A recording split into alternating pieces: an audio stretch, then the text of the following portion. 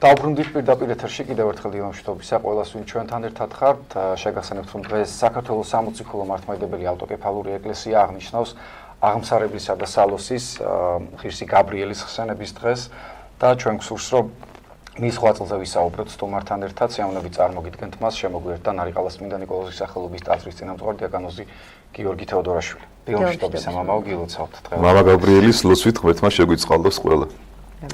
მამა გიორგი, თანამედროვეობის ერთ-ერთ გამორჩეულ წმინდანზე უნდა ვისაუბროთ და მარტივად დავსვამ პირველ შეკითხვას, რითი იყო გამორჩეული ღირსი მამა გაბრიელი, მას ეწოდება სალოსი და აღმსარებელი.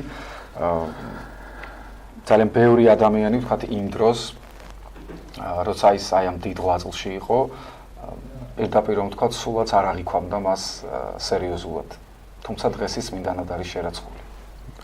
პირველ რიგში უღრმესი მადლობა მინდა მოგახსენოთ რომ მე მომიწია ამ თანამედროვე წმინდანის შესახებ საუბარი და ძალიან მიჭირს რომ ისეთი რამე საინტერესო თქვა მამა გაბრიელზე რაც ხალხმა არ იცის. აი ფაქტიურად მორწმუნემ და ურწმუნომ ვინც ეკლესიურია და არაეკლესიურია ყველამ შეიყვარა მამა გაბრიელი.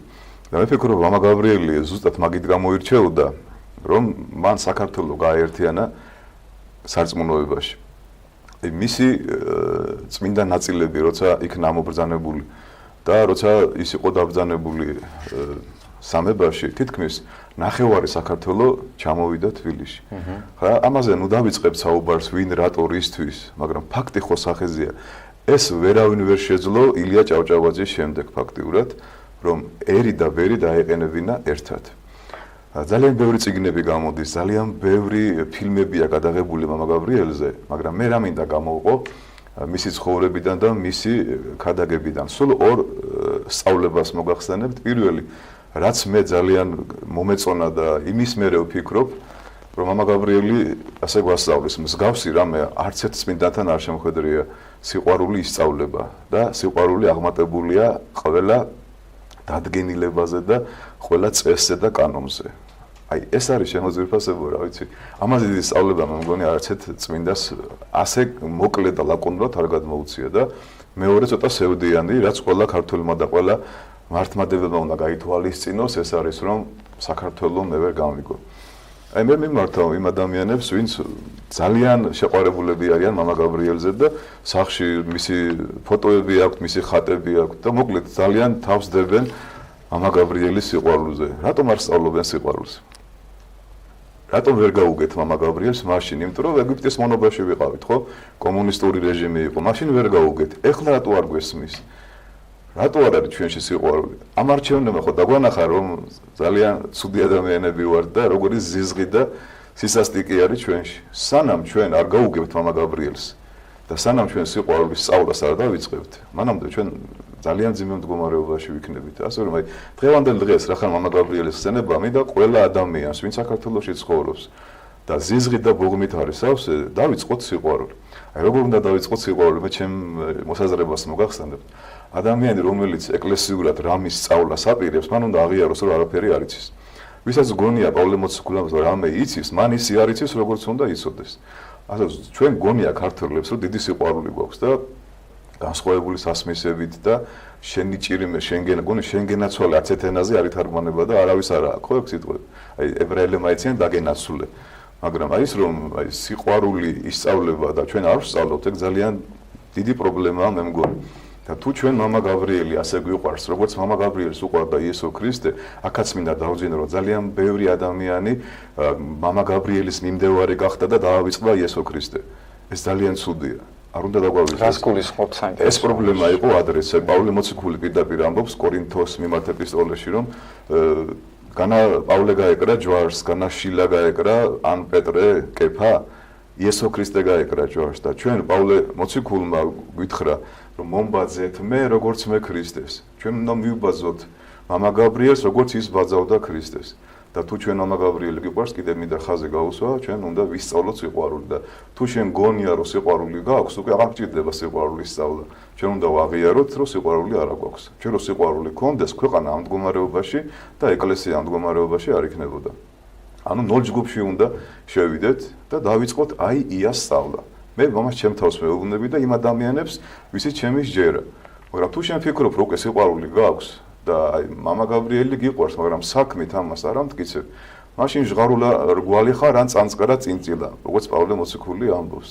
აი ძალიან საინტერესო, მე ვიცი რომ მამა გაბრიელის მოღვაწეობა პავლე მოციქულის ეპისტოლეებზე და მის მოღვაწეობაზეა დაფუძნებული და თქვენ შეკითხვა დასვით გიორგი, მე მას გავაგრძელებ რომ მისი მოღვაწეობა სალოსური მოღვაწეობა, ქრისტესთვის სულელი.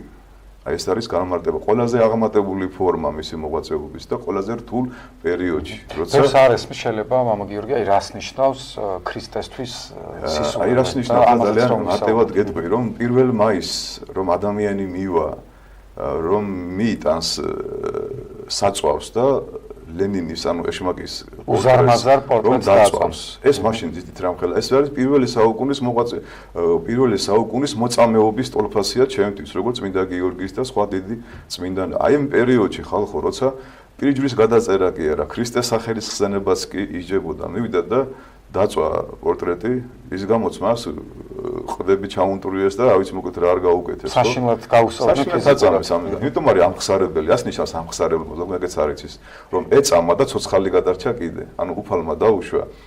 აი ხო წარმოუდგენელია მაშინ ამის გაკეთება და კიდევ იმის მე რომ ცოცხალი გადარჩეს ადამიანი, მაგრამ ღმერთმა დაიფარა თავისი ერთგული ჭური სარწმუნოების. საინტერესოა მამა გიორგი, რა იყო ის გამორჩეული თვისებები, ვთქვათ, მამა გაბრიელის, რის გამოც ერთ დროს სულელი ქრისტესთვის, ხო, და ადამიანების წარმოდგენით ასე ერთბაშად შეიყვარა ხალხმა და თქვენ რაც ბრძანეთ, რომ საქართველო გააერთიანა და მისი წმინდა ნაწილების მოსავლოცად მე მახსოვს პირდაპირ ეთერი მიმდინარეობდა ხოლმე, როდესაც ის მისი წმინდა ნაწილები დაბრძანებული იყო სამებაში, განუწყვეტელი რიგი იდგა, რომ მიახლებოდნენ და თაყვანი ეცათ მისთვის. აი რა იყო ის მთავარი, რის გამოც ასე მიიღო ხალხმა მამა გაბრიელი? აი პირველი ნიშანი, როცა ჩვენ თანამედროვე სასულიერო პირებს ვაქებთ, მაღალი იერარქიის იქნება თუ დაბალი, უნდა გვახსოვდეს მოსეს ცხოვრება გრიგორ ნოსელის განმარტებით. მოსეს ცხოვრებაში ესეთი რამე აღწერილი, რომ მოსე ესე თქვა გარიყა ამ სოფელმა, ხო, ჩასვეს კალათაში, რომ გადარჩენილიყო, იდევნებოდა იყოლა ებრაელი ყრმა, კუდები კლავდნენ ეგვიპტელები. გაატანეს მდინარეს და ნილოსმა გარიყა ნაპირზე. ოდეს ქრისტიანი მოძულებული იქნების ამ სოფლისგან სათნო ეყოფის ღმერთს. ეს არის ქრისტიანული ცხოვრების შინაარსი. ადამიანი, რომელსაც ამ სოფელი მოიძულებს, ის არის სათნო უფლის წინაშე. არა მარტო სოფელმა, თითქმის ეკლესიამაც მოიძულა მაშინ მამა გაბრიელი და ცოტა ხამამად ვიტყვი, დღესაც ძალიან ბევრი სასულიერო პირი არ აღიარებს მის წმინდანობას და მის ღირსებას. სამწუხაროდ ასე ახლა ამაზე. პირველად მესმის სიმართლე გითხრათ. სამწუხაროდ მე გამიგია ძალიან ბევრი მაღალი და დაბალი იერარქებისგან, რომ ეჭვეს აყენებენ მის წმინდანობას, ასე ვთქვათ. ეს სარკესალაპარაკო თემაა შეიძლება და თუ არ გაგიგია გიორგი, კარგი არ გაგიგია, მაგრამ ანუ ეს ადამიანი გარიყა სოფელმა და მაშინდელმა ეკლესიამაც სამწუხაროდ ვერ გაუგეს. აი ეს იყო მისი იმიტომ რომ წმინდანების არ ესმით სოფელს. ადამიანი რომელიც არის წმინდანი, სოფელი ვერ იგებს, ის დინების საწინააღმდეგოდ სურავს. და სოფელი მოგეხსენებათ ფართო გზით დადის და მამა გაბრიელი ვიწრო გზით დადიოდა ძალიან, როგორც მისი ღმერთი მაცხოვარი და როგორც ყველა დიდი მოციქული.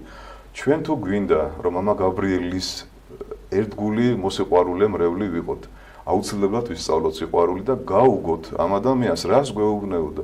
თქვენ გონიათ მაშინ ვერ უგებდნენ და ეხლა უგებენ? კიდევ ვიმეორებ, ჩვენ რო გვესმოდეს მისი ქადაგების დავიწყებდით სიყვარულის შესწავლას. პირველი პრობლემა დღეს ქვეყანაში და ეკლესიაში არის უსიყვარულობა. აი ზუსტად იმიტომ მოვიტანე ცოტა ესეთი ინტრიგანტული თემა გიორგი, მართლმადიდებლური სნეულებანი მე დავარქვი თანამედროვე მამების, ანუ რა გვაწუხებს ჩვენ, რა პრობლემებია მართლმადიდებლობაში. ჩვენ ხო ვამაყობთ როგორც იუდეველები რომ კარგები ვართ, ჩვენ გვიყრიაშჯული კი ასეა რა თქმა უნდა. ერთადერთი ჭეშმარიტი ამხსარებლობა არის მართლმადიდებლობა. ვერ ცხონდება ვერავინ მართლმადიდებლობის გარეშე, მაგრამ ავტომატურად მართლმადიდებლობა ვერ გაცხონებს, ხო? მოინათლე, როგორც დღეს ჩვენთან ხდება, ბავშვი მონათლა გაქრისტიანდა. კი, გაქრისტიანდა, ნათელი იყო და მას მიეცა მარცვალი მზესუმზირის, რომ დაითესოს და გამოიღოს მომავალში ნაყოფი. და ქრისტიანობაც ხომ უნდა ისწავლო, როგორც წეღამძანეთ მამა გაბრიელი. უნდა ისწავლო და იმხვილებიც მაგიტომ არიან, მოძღვარიც მაგიტომ არის და უნდა ისწავლებოდეს და თუ ისწავლე სიყვარულს, ისწავლე ქრისტიანობას. ისწავლე ქრისტიანობა და ისწავლე სიყვარულს. ყველაზე მთავარი სწავლება ქრისტიანობაში არის ერთარსება სამპიროვანი ღმერთის შესახებ სწავლება და ძალიან მარტივად რო თქვა იოანე ღვთისმეტყველი რომელიც კერძე ყავდა უფალს მიყრდნობილი ასე გვასწავლის რომ ღმერთი სიყვარული არის ანუ თუ ჩვენ სიყვარულს ვისწავლით ღმერთს ვისწავლით ღმერთის შესახებ სწავლებას ვისწავლით ხო და ღმერთი რას გვეუბნება დაიცავით ჩემი სწავლება თუ მე გიყვარვარ ჩემი სწავლებები დაიცავით ქრისტეს მოყარე ერი რომ ვარ ჩვენ ხო უნდა ვიყვარდეს მოყვასი გვიყვარდეს უფალი და თუ მართლა ასეა და გვიყვარს, მაშინ ჩვენი საქმეებიც უნდა იყოს სიყვარულით ახსოვს. შეგეთ სოციალურ ქსელში ახლა თქვენ და ნახავთ როგორ უყვართ ადამიანებს ერთმანეთს და როგორ მიყვარს ალბათ ეს როგორი ლანძღვა ვიცით ყვაობა და საშნელი ცინიზმი და მარაზმი არის გადმოცემული, ხო? არ დამდოს მამა გაბრიელის ფოტო უდებთ, გესმით? იქ ხატი უდებთ და იქავე ისეთი ორიენტელია ლანძღვაგინების და ეს სამწუხარო მდგომარეობაა, რომ მე მოგონი მამა გაბრიელი ცოცხალდი რო იყოს ახლა, ხო? ძალიან კარგად შეგვაგონებდა და გამოგვაფხიზლებდა კიდევ ერთხელ. თუმცა თავისი საქმეებით ის ყოველთვის შეგვაგონებს და ცოცხალია, მთავარია ჩვენ გულში რამდენად არის ცოცხალი თორემ.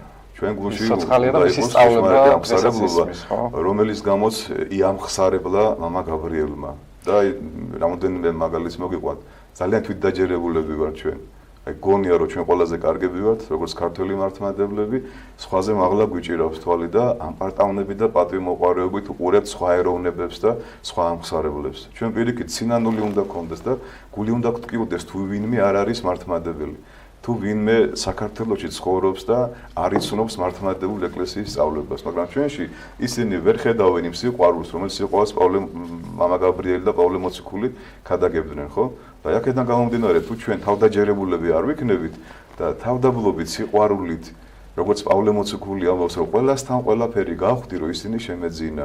წარმოვიდგინეთ, აი, ყველასთან ყველაფერი, ეს იყო მამა გაბრიელი, ყველასთან ყველაფერი, ბავშვთან ბავშვი, დიდთან დიდი, თანამდებობის პირთან თანამდებობის პირი, ჯარისკაცთან ჯარისკაცი და რა ვიცი, სნეულთან სნეული და ასე შემდეგ. ხაჩერს მე გავკადნიერდები და ახლა პირდაპირ ეთერში ვიტყვი, რადგან მამა გაბრიელზე ვსაუბრობთ, აი ბავშვთან ბავშვიო და მე პირველი საშუალო სკოლა მაქვს დამთავრებული და სამთავროს მონასტრის ქვემოთ არის ალბათ იცით ეს სკოლა და ხშირად ჩემს პედაგოგს ავყავდით ხოლმე მონასტერში და მე მახსოვს მამა გაბრიელი ძალიან მცირე ასაკში სხდარ ვართ მის გარშემო ბავშვები და ჩვენ ვიცინოდით ყვებოდა ისეთ რაღაცებს, რაც მაშინ არ გვესმოდა.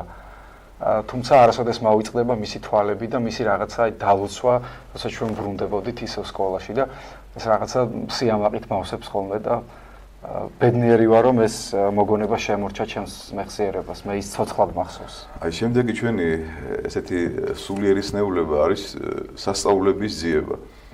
აი სამწუხაროდ ძალიან ბევრი ადამიანი მამა გაბრიელის საფლავზე ჩამოდიოდა და ჩამოდის, იმიტომ რომ სასწაული უნდათ რომ ნახონ და ამდოს იგნატევრიანში ამბობს, რომ სასწაულებს ურწმუნოები ეძებენ. ქრისტე პირდაპირ უკრძალავდა მაშინდელ საზოგადოებას და ჩვენ რომ ბოროტი და მემრუშე მოდგმა ეძებს სასწაულებს და არ მიეცემათ გარდა იონასი, რომელიც 3 დღე იყო ვეშაპის მუცელში. ეს იყო წინასახე მაცხოვრის აღდგომის. აღდგომის შემდეგ რამე სასწაული შეიძლება შენ გაინტერესებდეს? ეს ხომ დაკნინებაა, რომ აღდგომას ჩვენ ცეცხლის გადმოსვლა უფრო გიხარია, ვიდრე მაცხოვრის აღდგომა. ესეც უკვე დაკნინებაა და სასწაულის ძიება არის. აი თანამედროვე ქრისტიანებს ძალიან ხშირად აი სოციალურ ქსელში განსაკუთრებით აი ხატი მოდან, მირონი მოდის და ბაჩქარა წავიდეთ და დაიმახსოვრეთ ჩემო ძვირფასებო რომ ეკლესიური მიდგომით ჩვენ არც მაშინვე უნდა უარყოთ და არც მაშინვე უნდა მივიღოთ. სიზმარი იქნება, ხილვა, გამოცხადება, სასწაული. დავინახეთ რაღაც სასწაული ხდება, დიდება უფალს. ეს არის ნიშანი იმისა, რომ ღმერთს უნდა რომ ჩემი ცხოვრება შეცვალოს. მაგრამ შენ თუ იტყვი რომ ჩემი ხატიდან სასწაული იმიტომ მოდის რომ მე ძალიან კარგი ადამიანია, დაიღუპები და ხილში დარჩები. ყველა შემთხვევაში ვთქვათ რომ ესე იგი ღმერთმა მიგვანიშნა რომ უფრო კარგები უნდა გავხდეთ. არავითარი სასწაულის ძიება ჩვენ არ გვჭირდება, სასწაულები ჭირდებათ ურწმუნო ადამიანებს, რომ მორწმუნე გახდნენ. მაგრამ მაშინ იესო ქრისტე დაუჯერებდა ეშმაკს და თავს გადმოიგდებოდა ტაძრის ქიმით და მას ანგელოზები აიტაცებდნენ და ძალიან ბევრი ადამიანი მორწმუნე გახდებოდა, მაგრამ ასეთი სასწაულებით არ უნდა ქრისტეს რომ ადამიანი გაქრისტიანდეს, იმიტომ რომ ხვალე ახალ სასწაულს მოითხოვს და რო ვერ მიიღებს, მე დაბკოლდება და წავა. უამრავი სასწაული აღასრულა ქრისტემ, მაგრამ ჯერ ასწავლიდა და შემდგომში აღასრულა და სასწაულებს.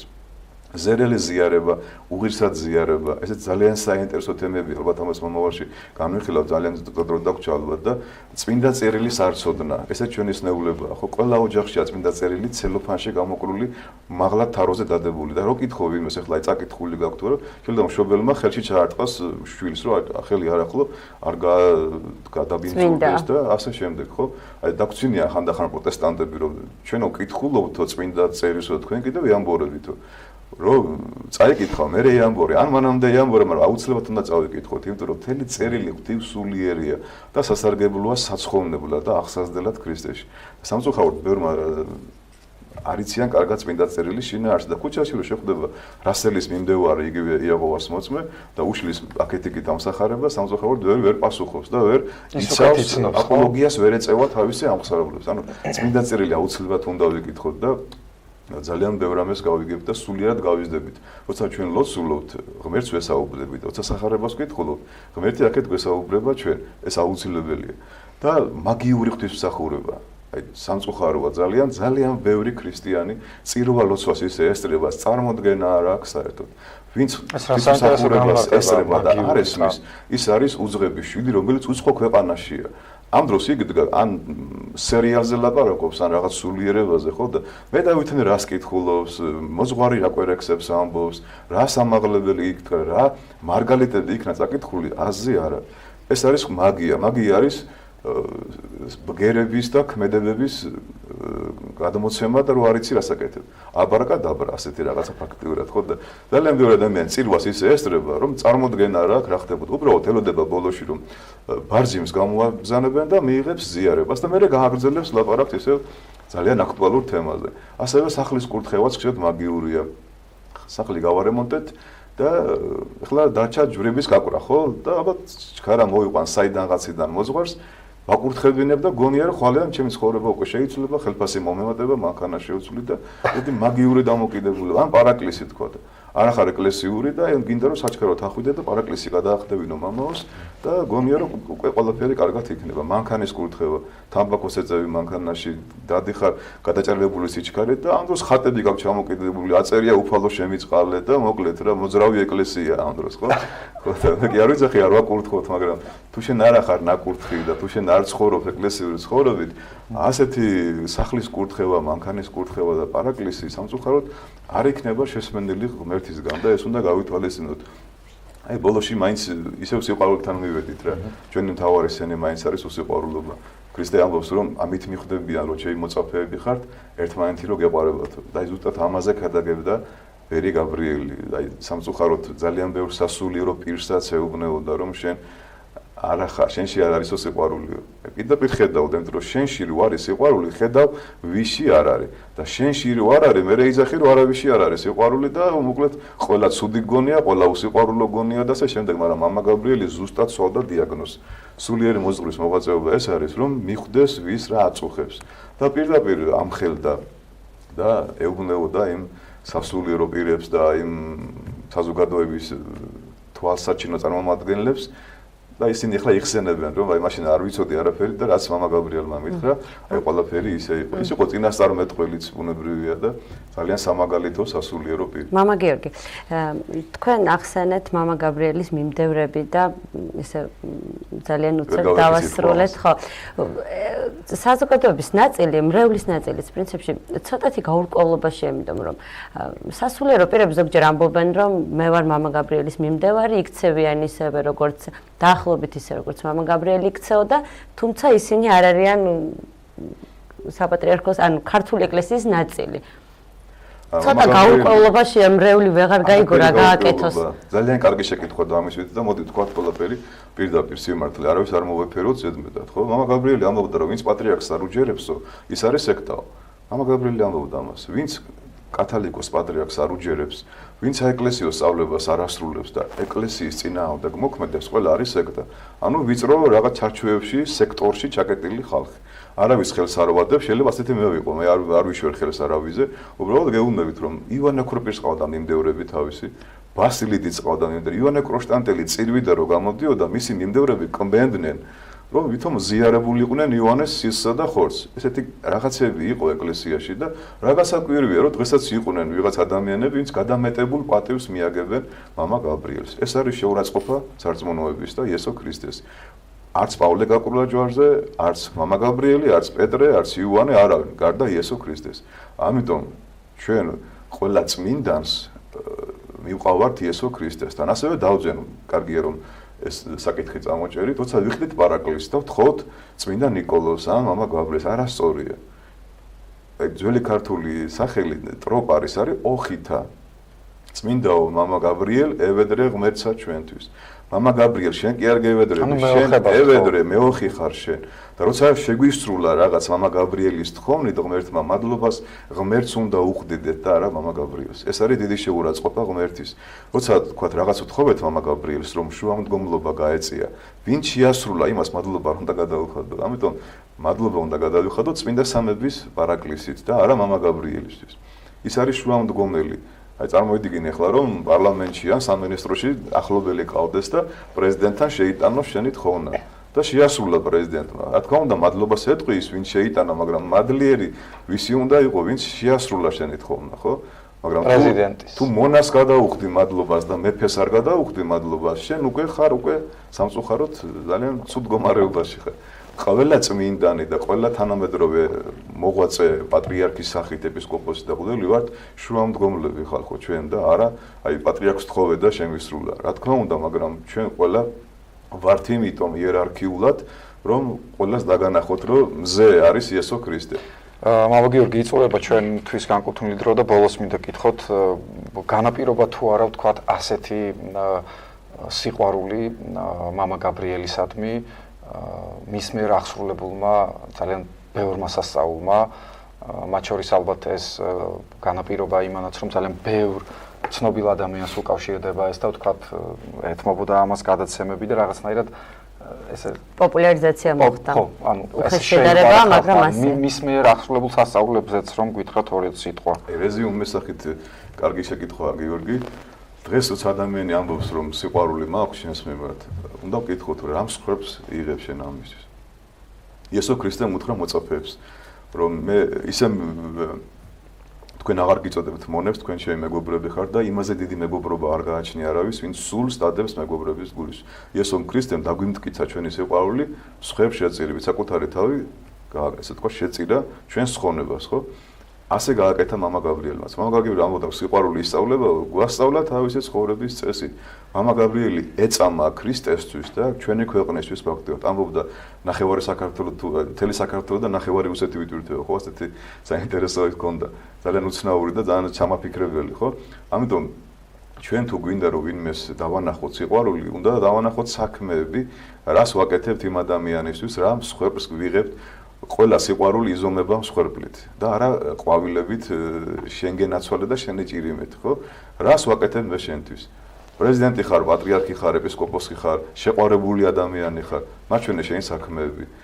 ასეთი იყო მამა გაბრიელი. მამა გაბრიელმა გვაჩვენა თავისი საქმეები და ყველა სიყვარულით ამხელდა და ყველა სიყვარულით, ესე თქვა, გვასწავლიდა სიყვარულს.